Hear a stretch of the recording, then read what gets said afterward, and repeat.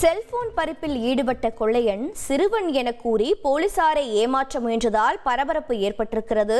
அண்மை செய்தியாக பார்த்து வருகிறோம். மேலும் விவரங்களை செய்தியாளர் சாலமன் வழங்கி கேட்கலாம். சாலமன் வணக்கம். இந்த சிறுவனின் குற்ற பின்னணி என்ன? தற்போது சிறுவன் மீது என்ன நடவடிக்கை மேற்கொள்ளப்பட்டிருக்கிறது?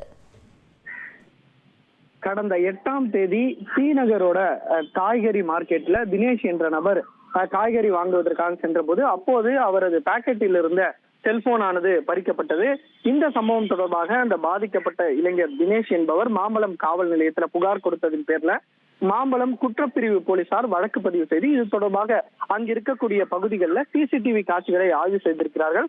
அப்போது இந்த செல்போன் பறிப்பு சம்பவத்துல ஈடுபட்டது ஜார்க்கண்ட் மாநிலத்தை சேர்ந்த கிஷன்குமார் மேத்தோ என்பது தெரிய வந்ததை அடுத்து அவரை கைது செய்தனர். கைது செய்யப்பட்ட அந்த இளைஞரிடம் இருந்து செல்போன் மீட்கப்பட்ட நிலையில அவர் தொடர்ச்சியாக ஜார்க்கண்டில் இருந்து சென்னைக்கு வருகை தரும்போது இந்த ரயில் பயணிகளிடமிருந்து இது போன்ற செல்போன் பறிப்பு சம்பவத்தில் ஈடுபடுவதும் அதே போல கூட்ட நெரிசலை பயன்படுத்தி செல்போன் பறிப்பு சம்பவத்திலும் ஈடுபடுவது தெரிய வந்திருக்கிறது. மேலும் இவரிடம் தொடர்ச்சியாக போலீசார் விசாரணை நடத்தும் போது அவர் மறுப்பலாகவே பதிலளித்து வந்துள்ளார்.